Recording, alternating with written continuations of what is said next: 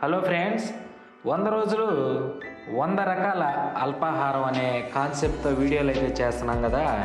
ఈరోజు అయితే డే 7. ఆదివారం స్పెషల్గా మనం నాన్ వెజ్ లేదే ఉండలేము ఆదివారం అయితే. అందుకని ఆదివారం తలకాయ కూర బాగుంటుంది. రాజుగారి టిఫిన్ సెంటర్ కాడ 5 ఇడ్లీ తలకాయ కూర వేడిగా తీసుకొని అయితే తినడం జరిగింది.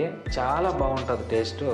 ఈ ఇడ్లీని కుష్బీ ఇడ్లీ అని కూడా అంటాము. అంటే మెత్తగా దూదిలాగా ఉంటుంది. చాలా బాగుంటాయి ఇడ్లీ.